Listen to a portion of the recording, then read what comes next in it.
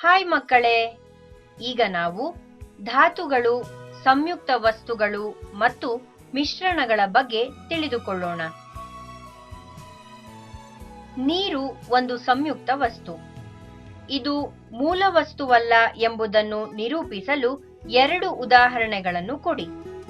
ಈ ಪ್ರಶ್ನೆಯು ದೈನಂದಿನ ಜೀವನದಲ್ಲಿ ರಾಸಾಯನಿಕಗಳು ಎಂಬ 8ನೇ ತರಗತಿಯ ಅಧ್ಯಾಯದಲ್ಲಿ ಬರುತ್ತದೆ. ಈ ಪ್ರಶ್ನೆಗೆ ಉತ್ತರಿಸಲು ನಿಮಗೆ ಧಾತುಗಳು ಅಥವಾ ಮೂಲವಸ್ತುಗಳು, ಸಂಯುಕ್ತ ವಸ್ತುಗಳು ಮತ್ತು ಮಿಶ್ರಣಗಳ ಬಗ್ಗೆ ತಿಳಿದುಕೊಳ್ಳುವುದು ಅವಶ್ಯವಾಗಿದೆ. ನೀವು ಚಿನ್ನ, ನೀರು, ಅಡುಗೆ ಉಪ್ಪು, ಹಿತ್ತಾಳೆ ಮುಂತಾದವುಗಳ ಬಗ್ಗೆ ಕೇಳಿದ್ದೀರಿ.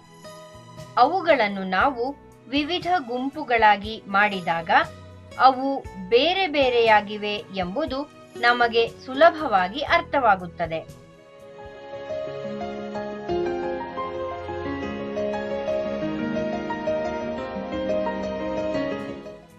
ಎಲ್ಲ ವಸ್ತುಗಳನ್ನು ಧಾತುಗಳು, ಸಂಯುಕ್ತ ವಸ್ತುಗಳು ಮತ್ತು ಮಿಶ್ರಣಗಳಾಗಿ ವಿಂಗಡಿಸಿದ್ದಾರೆ.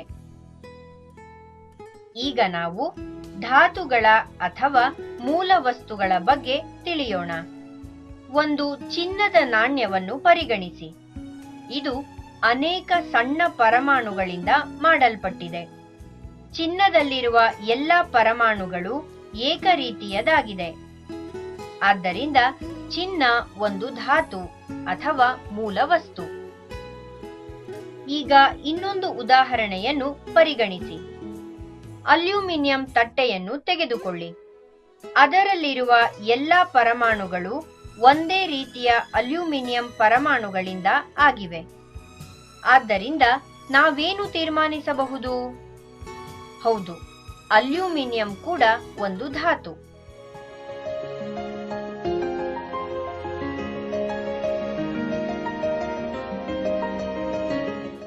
ಈಗ ನಾವು ಧಾತು ಎಂದರೇನು ಎಂಬುದನ್ನು ವ್ಯಾಖ್ಯಾನಿಸೋಣ.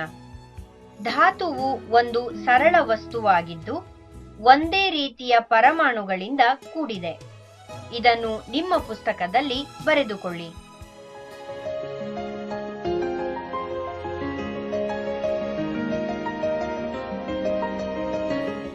ಮೂಲ ವಸ್ತುಗಳಿಗೆ ಇಲ್ಲಿ ಇನ್ನೂ ಕೆಲವು ಉದಾಹರಣೆಗಳಿವೆ. ಆಮ್ಲಜನಕ, ಜಲಜನಕ, ಇಂಗಾಲ, ಗಂಧಕ, ಬೆಳ್ಳಿ, ಬ್ರೋಮಿನ್ ಮತ್ತು ಪಾದರಸ. ಈ ಚಿತ್ರಗಳನ್ನು ವೀಕ್ಷಿಸಿ. ಗಂಧಕ, ಇಂಗಾಲ, ಬೆಳ್ಳಿ ಮುಂತಾದವುಗಳು ಘನರೂಪದಲ್ಲಿಯೂ, ಪಾದರಸ, ಬ್ರೋಮಿನ್ ಇವು ದ್ರವ ರೂಪದಲ್ಲಿಯೂ ಹಾಗೂ ಆಮ್ಲಜನಕ, ಜಲಜನಕ ಮುಂತಾದವು ಅನಿಲ ರೂಪದಲ್ಲಿ ದೊರೆಯುತ್ತವೆ.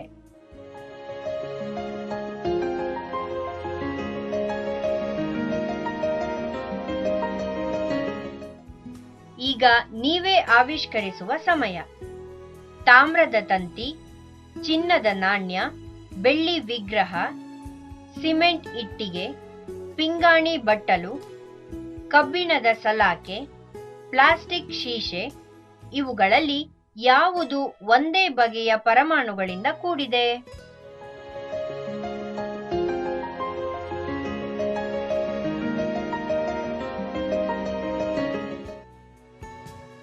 ಉತ್ತರವನ್ನು ಕಂಡುಹಿಡಿಯೋಣವೇ?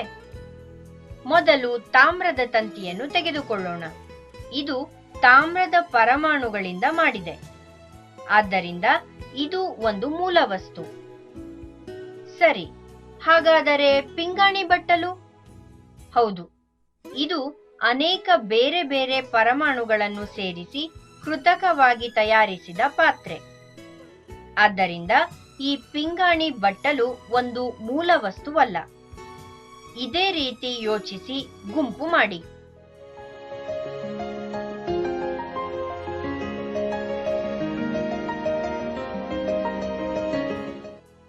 ಈಗ ವಿವಿಧ ಗುಂಪುಗಳನ್ನು ವೀಕ್ಷಿಸಿ.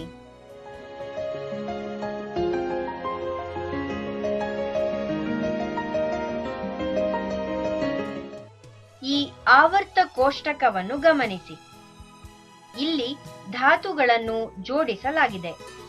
ಇದುವರೆಗೂ 118 ಮೂಲ ವಸ್ತುಗಳು ನಮಗೆ ತಿಳಿದಿವೆ.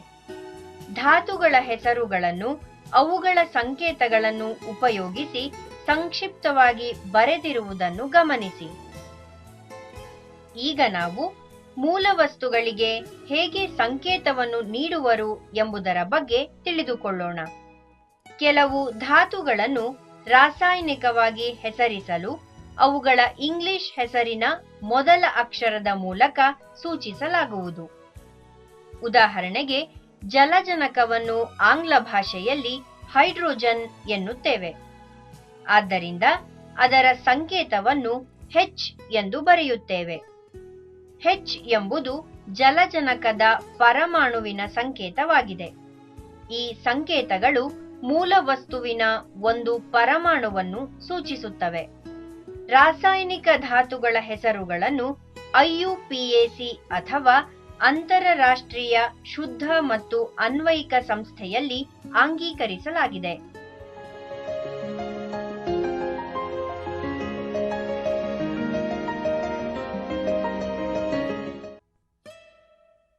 ಇದೇ ರೀತಿ ಆಮ್ಲಜನಕ ಅಥವಾ ಆಕ್ಸಿಜನ್ ಪರಮಾಣು ಸಂಕೇತ O, ಇಂಗಾಲ ಅಥವಾ ಕಾರ್ಬನ್ C, ಗಂಧಕ ಅಥವಾ ಸಲ್ಫರ್ S, ಸಾರಜನಕ ಅಥವಾ ನೈಟ್ರೋಜನ್ N, ಯುರೇನಿಯಂ U ಇತ್ಯಾದಿ. ಇವು ಕೆಲವು ಮೂಲ ವಸ್ತುಗಳ ಸಂಕೇತಗಳು. ಈ ಮುಖ್ಯ ಅಂಶವನ್ನು ನಿಮ್ಮ ನೋಟ್ ಪುಸ್ತಕದಲ್ಲಿ ಬರೆದುಕೊಳ್ಳಿ.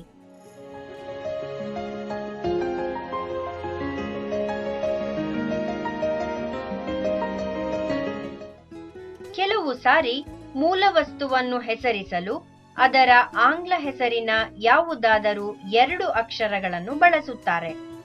ಉದಾಹರಣೆಗೆ, chlorine Cl, calcium Ca, magnesium Mg, ಸತುವಿಗೆ ಅಂದರೆ ಜಿಂಕ್ಗೆ Zn, ಮ್ಯಾಂಗನೀಸ್ Mn ಇತ್ಯಾದಿ. ಈ ಮುಖ್ಯ ಅಂಶವನ್ನು ನಿಮ್ಮ ನೋಟ್ ಪುಸ್ತಕದಲ್ಲಿ ಬರೆದುಕೊಳ್ಳಿ.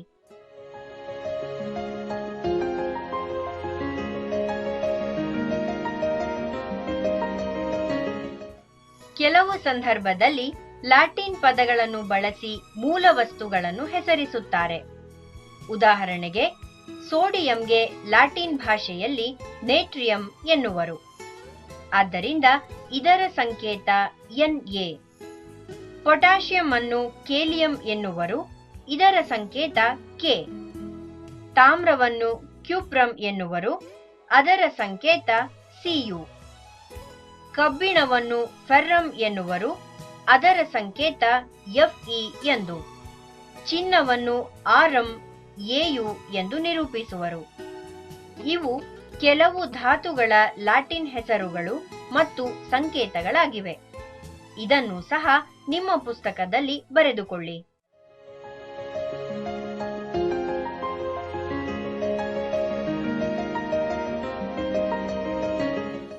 ಬೆಳ್ಳಿಯನ್ನು ಅರ್ಜೆಂಟಮ್ ಅಥವಾ Ag, ಪಾದರಸವನ್ನು ಹೈಡ್ರಾಜಿರಮ್ ಅಥವಾ Hg, ಸೀಸವನ್ನು ಪ್ಲಂಬಮ್ ಅಥವಾ Pb ಸಂಕೇತಗಳಿಂದ ಸೂಚಿಸುತ್ತಾರೆ.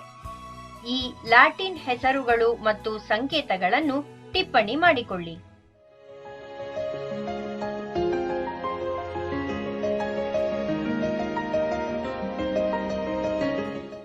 ನಿಮಗೆ ಇಲ್ಲಿ ಒಂದು ಚಟುವಟಿಕೆ ಇದೆ. ಈ ಚಟುವಟಿಕೆಯಲ್ಲಿ ನೀವು ಮೂಲ ವಸ್ತುಗಳು ಮತ್ತು ಅವುಗಳ ಸಂಕೇತಗಳನ್ನು ಹೊಂದಿಸಬೇಕು. ಈ ಚಿತ್ರವು ಧಾತುಗಳ ಹೆಸರು ಮತ್ತು ಸಂಕೇತಗಳನ್ನು ತೋರಿಸುವುದು. ನೀವು ಸರಿಯಾಗಿ ಅವುಗಳನ್ನು ಹೊಂದಿಸಿದರೆ ಎರಡೂ ಸಹ ಮಾಯವಾಗುತ್ತವೆ. ಸರಿ, ನೀವು ಸಿದ್ಧರಿದ್ದೀರಾ? ಈ ಬಾಣದ ಗುರುತನ್ನು ಗಮನಿಸಿ. ಇದು ಇಂಗಾಲವನ್ನು ತೋರಿಸುತ್ತಿದೆ. ಇದರ ಸಂಕೇತ ಏನು?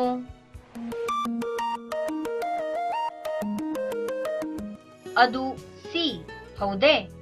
ಹೌದು, ಇದು ಸಿ ಆಗಿದೆ. ಮುಂದಿನದು ಚಿನ್ನ. ಇದರ ಸಂಕೇತವೇನು?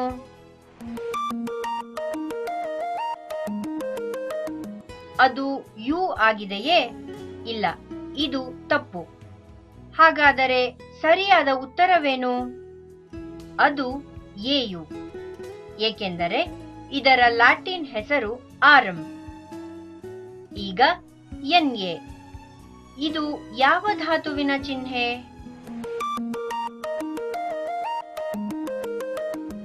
ಇದು ಸೋಡಿಯಂ. ಇದರ ಲ್ಯಾಟಿನ್ ಹೆಸರು ನೇಟ್ರಿಯಂ. ಇದು ಸಿಎಲ್.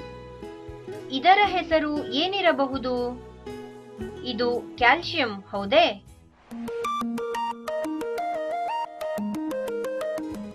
ಇಲ್ಲ, ಇದು ಕ್ಲೋರಿನ್ ತಾನೆ? ಹೌದು, ಇದು ಕ್ಲೋರಿನ್. ಮುಂದಿನದು ಎಸ್.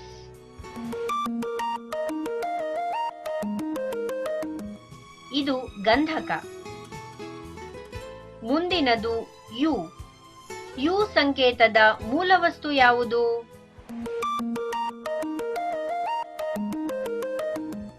ಇದು ಯುರೇನಿಯಂ. ಹೌದು, ಸರಿಯಾಗಿದೆ. ಮುಂದಿನ ಮೂಲವಸ್ತು ಕಬ್ಬಿಣ. ಇದು ಕ್ಯಾಲ್ಸಿಯಂ ತಾನೆ? ಅದಲ್ಲ.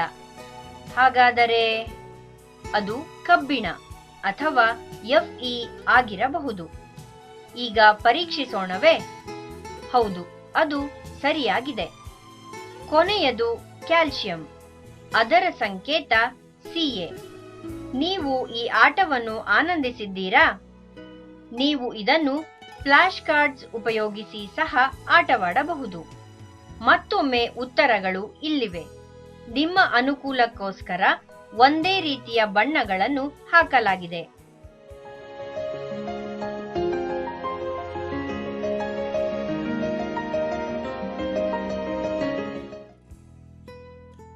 ಈಗ ನಾವು ಮೂಲ ವಸ್ತುಗಳ ಬಗ್ಗೆ ಕಲಿತಿರುವುದನ್ನು ಸಾರಾಂಶ ರೂಪದಲ್ಲಿ ಬರೆಯೋಣ. ಮೂಲ ವಸ್ತುಗಳು ಸರಳ ವಸ್ತುಗಳು. ಪ್ರತಿಯೊಂದು ಮೂಲ ವಸ್ತುವು ಒಂದೇ ರೀತಿಯ ಪರಮಾಣುಗಳಿಂದ ಆಗಿವೆ. ಒಂದು ಮೂಲ ವಸ್ತುವಿನ ಪರಮಾಣುವು ಇನ್ನೊಂದು ಮೂಲ ವಸ್ತುವಿನ ಪರಮಾಣುವಿಗಿಂತ ಭಿನ್ನವಾಗಿದೆ. ಈ ಎಲ್ಲ ಅಂಶಗಳನ್ನು ನಿಮ್ಮ ಪುಸ್ತಕದಲ್ಲಿ ಬರೆದುಕೊಳ್ಳಿ.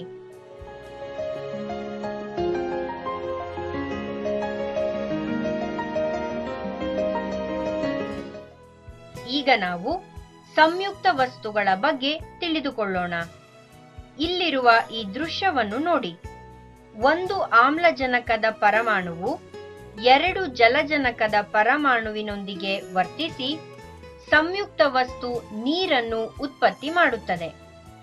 ಮೂಲ ವಸ್ತುಗಳು ತಮ್ಮದೇ ಆದ ನಿರ್ದಿಷ್ಟ ಪ್ರಮಾಣದಲ್ಲಿ ಸೇರಿದಾಗ ಮಾತ್ರ ಸಂಯುಕ್ತ ವಸ್ತುಗಳು ಉತ್ಪತ್ತಿಯಾಗುತ್ತವೆ. ಜಲಜನಕ ಮತ್ತು ಆಮ್ಲಜನಕ 2:1 ಪ್ರಮಾಣದಲ್ಲಿ ಸಂಯೋಜನೆ ಹೊಂದುವುದು.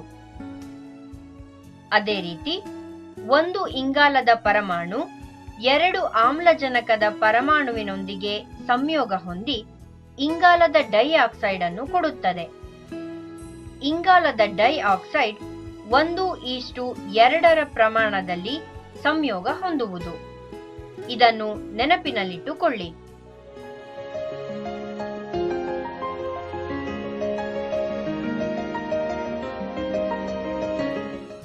ಸಂಯುಕ್ತ ವಸ್ತುಗಳಿಗೆ ಇನ್ನೂ ಕೆಲವು ಉದಾಹರಣೆಗಳನ್ನು ನೋಡೋಣ. ಸೋಡಿಯಂ ಕ್ಲೋರೈಡ್ ಅಥವಾ ಅಡುಗೆ ಉಪ್ಪಿನ ರಾಸಾಯನಿಕ ಸೂತ್ರ NaCl. ಇದರ ಅರ್ಥವೇನು? ಸೋಡಿಯಂನ ಒಂದು ಪರಮಾಣು ಕ್ಲೋರಿನ್ನ ಒಂದು ಪರಮಾಣುವಿನೊಂದಿಗೆ ವರ್ತಿಸುತ್ತದೆ. ಅಂದರೆ ಅದು 1:1 ಅನುಪಾತದಲ್ಲಿ ಸಂಯೋಗವಾಗಿದೆ. ಮೀಥೇನ್ನಲ್ಲಿ ಇಂಗಾಲ ಮತ್ತು ಜಲಜನಕದ ಪರಮಾಣುಗಳು 1:4 ಅನುಪಾತದಲ್ಲಿವೆ. ಅಮೋನಿಯಾದಲ್ಲಿ ಸಾರಜನಕ ಮತ್ತು ಜಲಜನಕದ ಪರಮಾಣುಗಳು 1:3 ಅನುಪಾತದಲ್ಲಿವೆ.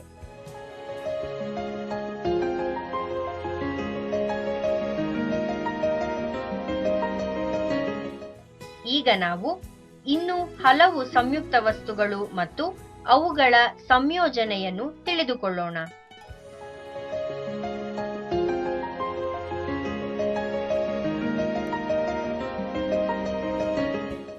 ಈಗ ನಾವು ಸಂಯುಕ್ತ ವಸ್ತುವನ್ನು ವ್ಯಾಖ್ಯಾನಿಸೋಣ.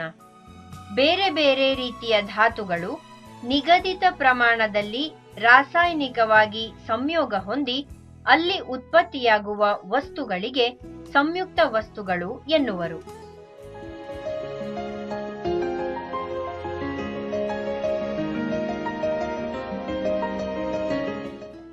ನಾವು ದಿನನಿತ್ಯ ಉಪಯೋಗಿಸುವ ಕೆಲವು ಸಂಯುಕ್ತ ವಸ್ತುಗಳನ್ನು ಈಗ ಗುರುತಿಸೋಣ. ನೀರು, ಅಡುಗೆ ಉಪ್ಪು, ಎಲ್ಪಿಜಿ, ಇಂಗಾಲದ ಡೈಆಕ್ಸೈಡ್, ಅಡುಗೆ ಸೋಡಾ ಮುಂತಾದವು.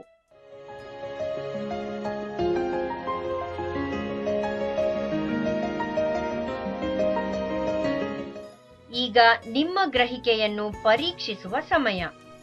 ಈ ಸಂಯುಕ್ತ ವಸ್ತುಗಳಲ್ಲಿರುವ ಮೂಲ ವಸ್ತುಗಳು ಯಾವುವು? ಅವುಗಳ ಸಂಯೋಜನೆ ಏನು? ಸೋಡಿಯಂ ಹೈಡ್ರಾಕ್ಸೈಡ್ NaOH, ಸೀಸದ ನೈಟ್ರೇಟ್ PbNO3 ಮತ್ತು ಸಲ್ಫ್ಯೂರಿಕ್ ಆಮ್ಲ H2SO4.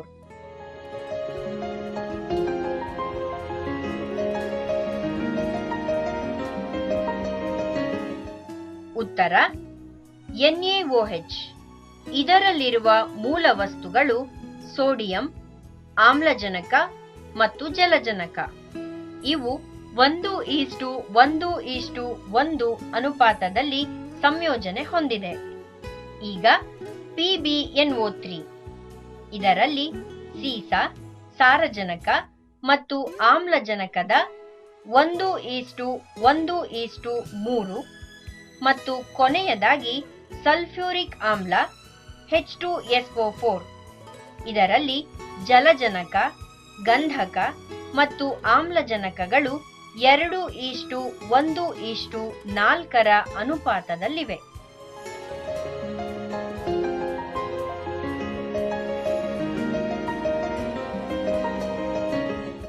ಈಗ ನಾವು ಸಂಯುಕ್ತ ವಸ್ತುಗಳ ಗುಣಗಳನ್ನು ತಿಳಿದುಕೊಳ್ಳೋಣ.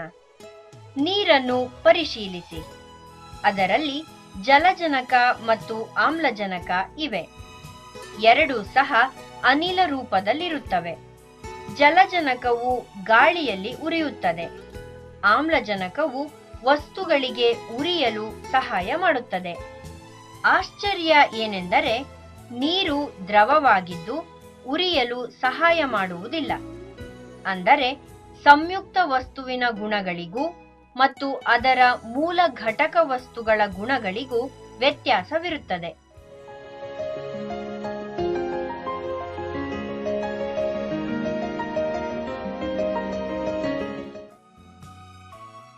ಈಗ ಎಲ್ಲ ಅಂಶಗಳನ್ನು ಪಟ್ಟಿ ಮಾಡೋಣ.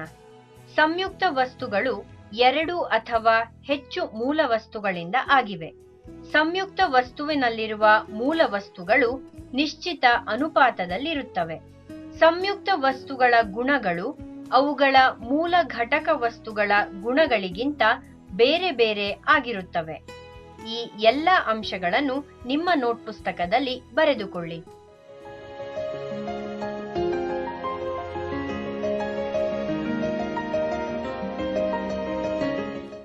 ಈ ಚಟುವಟಿಕೆಗಳನ್ನು ವೀಕ್ಷಿಸಿ. ತುಂಬಾ ರುಚಿಕರವಾದ ತಿಂಡಿ, ಚೌಚೌ, ಪಚಡಿ ಅಥವಾ ಸತ್ವಭರಿತ ಹಸಿ ತರಕಾರಿ, ಐಸ್ ಕ್ರೀಮ್, ಬಿಸಿಯಾದ ಕಾಫಿ ಇವು 2 ಅಥವಾ ಹೆಚ್ಚು ಮೂಲ ವಸ್ತುಗಳಿಂದ ಮಾಡಿವೆ. ಅವು ರಾಸಾಯನಿಕವಾಗಿ ಸಂಯೋಜನೆಯಾಗಿಲ್ಲ. ಇವುಗಳಿಗೆ ಮಿಶ್ರಣಗಳು ಎನ್ನುವರು. ಈಗ ನಾವು ಮಿಶ್ರಣಗಳನ್ನು ವಿವರಿಸೋಣ. 2 ಅಥವಾ ಹೆಚ್ಚು ಮೂಲ ವಸ್ತುಗಳು ಅಥವಾ ಸಂಯುಕ್ತ ವಸ್ತುಗಳು ಯಾವುದೇ ನಿರ್ದಿಷ್ಟ ಅನುಪಾತದಲ್ಲಿ ಸಂಯೋಜನೆ ಹೊಂದದೆ ಉಂಟಾಗುವ ವಸ್ತುಗಳಿಗೆ ಮಿಶ್ರಣಗಳು ಎಂದು ಹೆಸರು. ಇದನ್ನು ನಿಮ್ಮ ಪುಸ್ತಕದಲ್ಲಿ ಬರೆದುಕೊಳ್ಳಿ.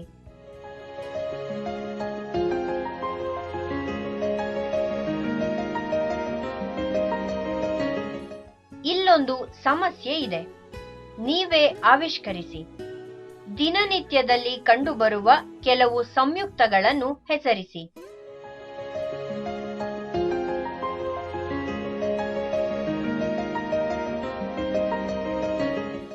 ನೀವು ಕೆಲವನ್ನಾದರೂ ಬರೆದಿರಬಹುದು ಅಲ್ಲವೇ? ಇಲ್ಲಿ ಕೆಲವು ಉದಾಹರಣೆಗಳನ್ನು ಕೊಡಲಾಗಿದೆ. ಅವುಗಳನ್ನು ಪರೀಕ್ಷಿಸಿ. ಮಕ್ಕಳೇ, ನೀವೇನಾದರೂ ಬೇರೆ ಉದಾಹರಣೆ ಬರೆದಿದ್ದರೆ ಪರವಾಗಿಲ್ಲ. ನಿಮ್ಮ ಸ್ನೇಹಿತರನ್ನು ಕೇಳಿ ನಿಮ್ಮ ಉತ್ತರವನ್ನು ಖಚಿತಪಡಿಸಿಕೊಳ್ಳಿ.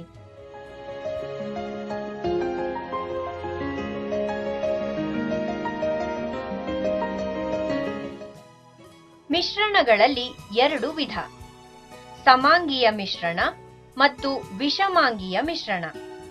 ಸಕ್ಕರೆ ದ್ರಾವಣ, ಹಿತ್ತಾಳೆ ಮುಂತಾದವುಗಳು ಸಮಾಂಗೀಯ ಮಿಶ್ರಣಗಳು. ವಿಷಮಾಂಗೀಯ ದ್ರಾವಣದಲ್ಲಿ ಘಟಕಗಳು ಪ್ರತ್ಯೇಕವಾಗಿರುತ್ತವೆ. ಉದಾಹರಣೆಗೆ, ಮರಳು ಮತ್ತು ನೀರಿನ ಮಿಶ್ರಣ, ನೀರು ಮತ್ತು ಎಣ್ಣೆಯ ಮಿಶ್ರಣ.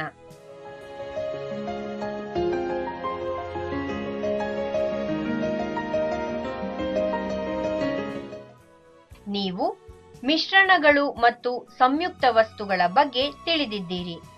ಅವೆರಡೂ ಒಂದೇ ರೀತಿಯವೇ? ಇಲ್ಲ, ಅವು ಬೇರೆ ಬೇರೆಯಾಗಿವೆ. ಹಾಗಾದರೆ ಈಗ ನಾವು ಮಿಶ್ರಣ ಮತ್ತು ಸಂಯುಕ್ತಗಳಿಗಿರುವ ವ್ಯತ್ಯಾಸವನ್ನು ನೋಡೋಣ. ಎರಡು ಬಟ್ಟಲುಗಳನ್ನು ತೆಗೆದುಕೊಳ್ಳಿ.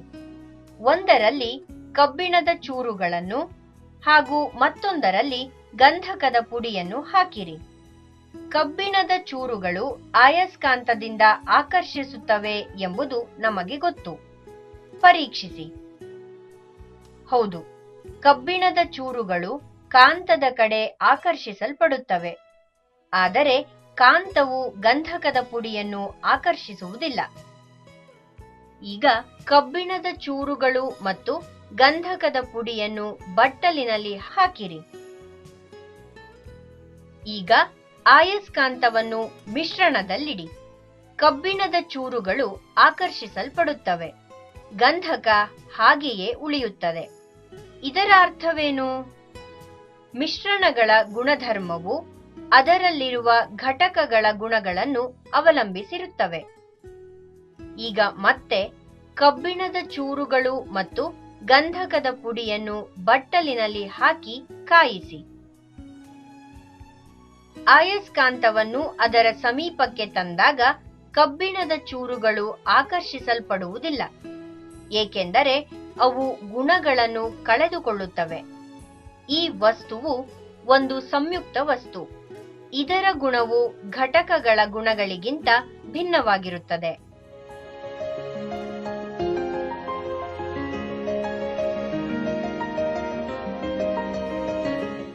ಈಗ ನಾವು ಸಂಯುಕ್ತ ವಸ್ತು ಮತ್ತು ಮಿಶ್ರಣಗಳಿಗಿರುವ ವ್ಯತ್ಯಾಸವನ್ನು ಪಟ್ಟಿ ಮಾಡೋಣ. ಸಂಯುಕ್ತಗಳು ಎರಡು ಅಥವಾ ಹೆಚ್ಚು ಧಾತುಗಳ ನಿರ್ದಿಷ್ಟ ರಾಸಾಯನಿಕ ಸಂಯೋಗದಿಂದ ರೂಪುಗೊಳ್ಳುತ್ತವೆ. ಎರಡು ಅಥವಾ ಮೂರು ವಸ್ತುಗಳು ಭೌತವಾಗಿ ಸಂಯೋಗ ಹೊಂದಿದಾಗ ಮಿಶ್ರಣಗಳು ರೂಪುಗೊಳ್ಳುತ್ತವೆ. ಸಂಯುಕ್ತಗಳಲ್ಲಿನ ಘಟಕಗಳು ನಿಶ್ಚಿತ ಅನುಪಾತದಲ್ಲಿರುತ್ತವೆ. ಮಿಶ್ರಣಗಳಲ್ಲಿನ ಘಟಕಗಳು ನಿಶ್ಚಿತ ಅನುಪಾತದಲ್ಲಿ ಇರುವುದಿಲ್ಲ.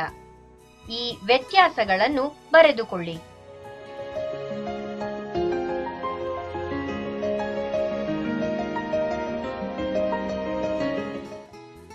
ಸಂಯುಕ್ತಗಳ ಗುಣಗಳು ಅದರ ಘಟಕಗಳ ಗುಣಗಳಿಗಿಂತ ಭಿನ್ನ.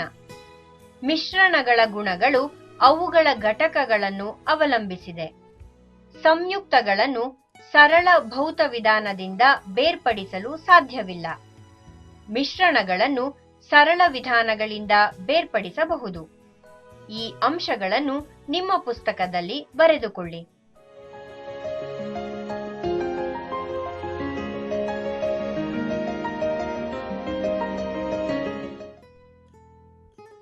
ಮಿಶ್ರಣಗಳ ಬಗ್ಗೆ ಟಿಪ್ಪಣಿ ಮಾಡೋಣ. ಸರಳ ಭೌತ ವಿಧಾನದಿಂದ ಬೇರ್ಪಡಿಸಬಹುದಾದ ಎರಡು ಅಥವಾ ಹೆಚ್ಚು ಘಟಕಗಳಿಂದ ಕೂಡಿದ ವಸ್ತುಗಳಿಗೆ ಮಿಶ್ರಣ ಎನ್ನುವರು. ಮಿಶ್ರಣಗಳ ಗುಣಗಳು ಅದರಲ್ಲಿನ ಘಟಕಗಳ ಗುಣಗಳನ್ನು ಅವಲಂಬಿಸಿರುತ್ತವೆ. ಮಿಶ್ರಣಗಳ ಘಟಕಗಳು ನಿರ್ದಿಷ್ಟ ಅನುಪಾತದಲ್ಲಿರುವುದಿಲ್ಲ. ಇದನ್ನು ನಿಮ್ಮ ಪುಸ್ತಕದಲ್ಲಿ ಬರೆದುಕೊಳ್ಳಿ.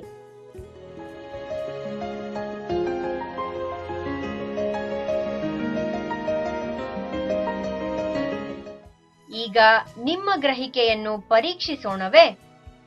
ನಿಮಗೆ ಉಪ್ಪಿನ ದ್ರಾವಣ ಮತ್ತು ಉಪ್ಪನ್ನು ನೀಡಲಾಗಿದೆ. ಇವೆರಡರಲ್ಲಿ ಮಿಶ್ರಣ ಯಾವುದು?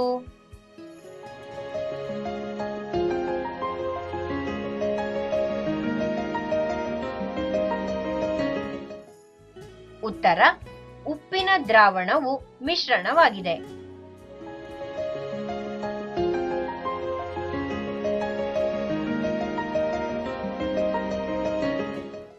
ಈಗ ದ್ರಾವಣಗಳ ಬಗ್ಗೆ ಹೆಚ್ಚು ತಿಳಿದುಕೊಳ್ಳೋಣ.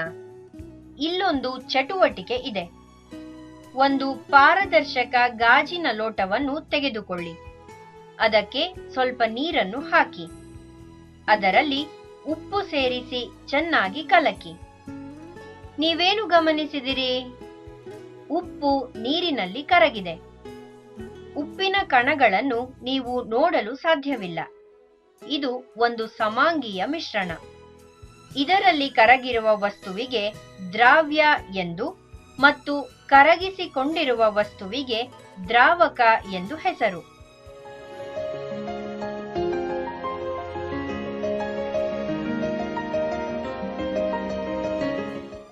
ಈಗ ನಿಮ್ಮ ಗ್ರಹಿಕೆಯನ್ನು ಪರೀಕ್ಷಿಸೋಣವೇ?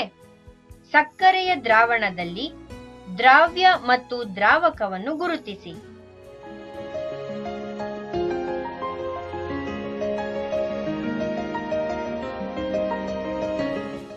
ಉತ್ತರ: ಇದರಲ್ಲಿ ನೀರು ದ್ರಾವಕ ಮತ್ತು ಸಕ್ಕರೆ ದ್ರಾವ್ಯ.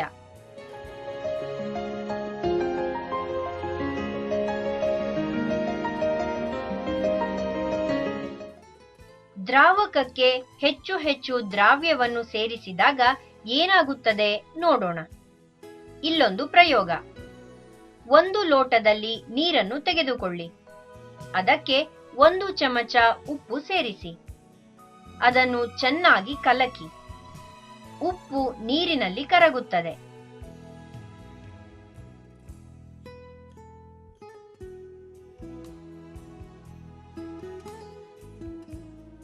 ಈಗ ನೀವು ಗಮನಿಸಿ, ಉಪ್ಪು ನೀರಿನಲ್ಲಿ ಪೂರ್ಣವಾಗಿ ಕರಗಿ ಹೋಗಿದೆ. ಅದು ಒಂದು ಅಸಂತೃಪ್ತ ದ್ರಾವಣ. ಈಗ ಮತ್ತಷ್ಟು ಉಪ್ಪು ಸೇರಿಸಿ ಚೆನ್ನಾಗಿ ಕಲಕಿ.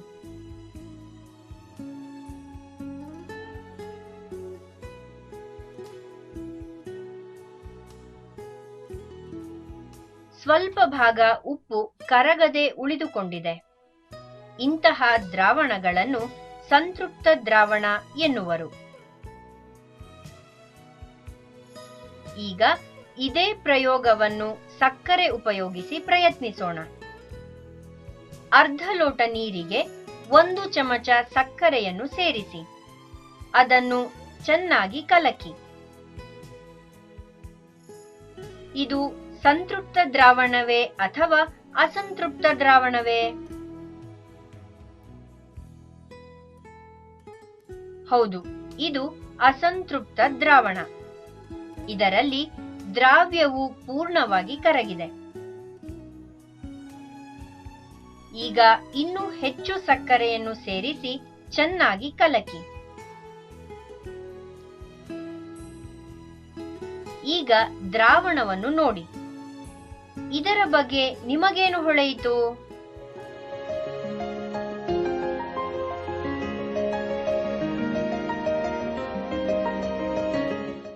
ಹೌದು, ಇದು ಈಗ ಸಂತೃಪ್ತವಾಗಿದೆ. ಏಕೆಂದರೆ ಇದರಲ್ಲಿ ಮತ್ತಷ್ಟು ದ್ರಾವ್ಯ ಕರಗುವುದಿಲ್ಲ.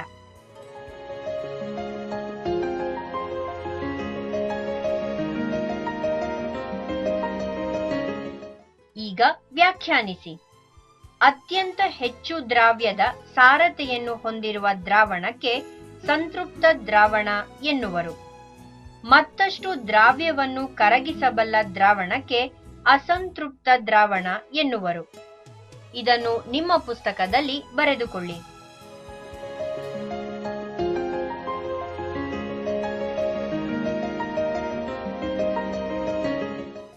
ಇಲ್ಲಿಯವರೆಗೆ ನೀವು ಮೂಲ ವಸ್ತುಗಳು, ಸಂಯುಕ್ತ ವಸ್ತುಗಳು ಮತ್ತು ಮಿಶ್ರಣಗಳ ಬಗ್ಗೆ ತಿಳಿದುಕೊಂಡಿದ್ದೀರಿ. ಈ ಜ್ಞಾನವು ವಿಜ್ಞಾನದ ಕಲ್ಪನೆಗಳಾದ ಗಂಧಕದ ಡೈಆಕ್ಸೈಡ್ ತಯಾರಿಕೆ, ಸಾರಜನಕದ ನಾಟುವಿಕೆ ಮುಂತಾದವುಗಳ ಬಗ್ಗೆ ತಿಳಿದುಕೊಳ್ಳಲು ಸಹಾಯಕವಾಗುವುದು. ಏಕೆಂದರೆ ಇವು ನಮ್ಮ ಜೀವನದ ಎಲ್ಲ ರಂಗದಲ್ಲಿಯೂ ಇರುತ್ತವೆ. ನಿಮಗೆಲ್ಲ ಧನ್ಯವಾದಗಳು.